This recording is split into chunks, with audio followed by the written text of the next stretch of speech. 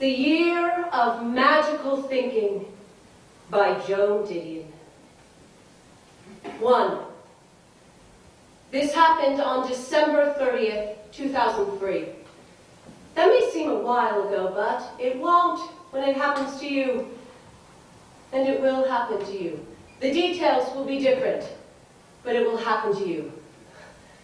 That's what I'm here to tell you. We had come home. Home meaning an apartment on the Upper East Side of Manhattan. Early evening, maybe 8 o'clock, we discussed whether to go out or eat in. I said we could stay in. I would build a fire. The fire was the point. In California, we heated our houses by building fires. In Malibu, we built fires even on summer evenings because the fog came in. Fire said we were home. We had drawn the circle. We were safe through the night. I built the fire. I drew the circle. I have no memory of what I meant to have for dinner that night. Memory stops. The frame freezes. You'll find that's something that happens. I warned you. I'm telling you what you need to know. You see me on this stage. You sit next to me on a plane. You run into me at dinner. You know what happened to me. You don't want to think it could happen to you. That's why I'm here. John was in his office. I got him a drink. We sat down by the fire to read. He was reading a bound galley of David Fromkin's Europe's Last Summer, Who Started the Great War in 1914. I set the table in the living room where we could see the fire. I must have noticed that later, the name of the book. I eventually read it myself, but found no clues. Wait, I was telling you what happened. He wanted a second drink. I got it. He asked if I'd used single malt scotch for the second drink. I said I'd used whatever I used for the first drink. Good, he said. I don't know why, but I don't think you should mix them. I was at the table making a salad.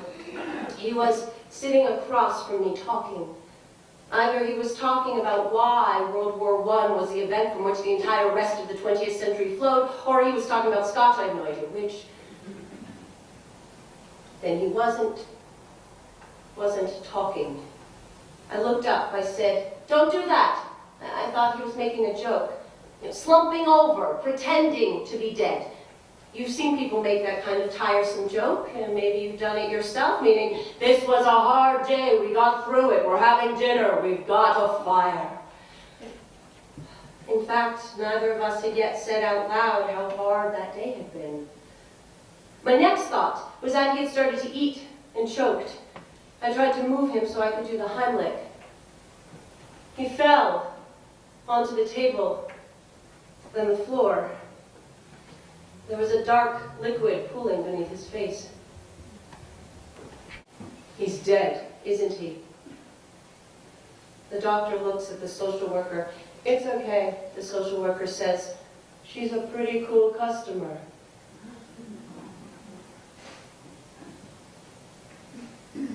They take me to the cubicle where he is. They ask if I want a priest. I say yes. A priest comes. He says the words. I thank him. They give me the silver clip in which John kept his driver's license and credit cards.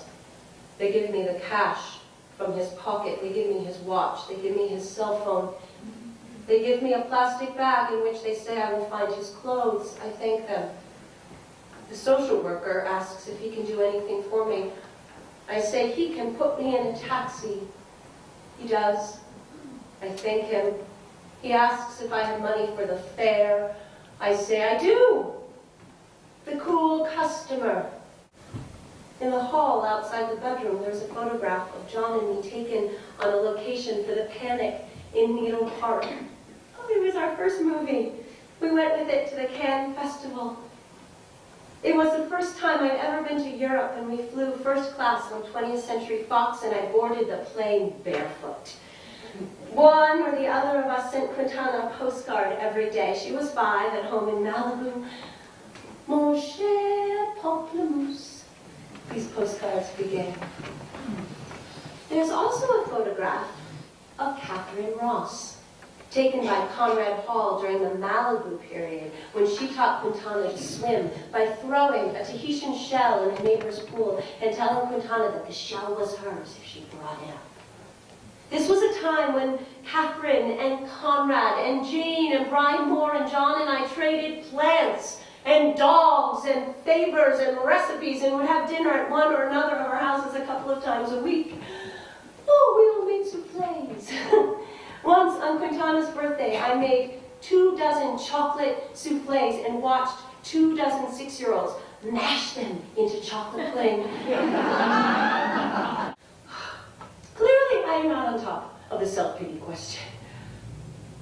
Am I failing to understand this as something that happened to him?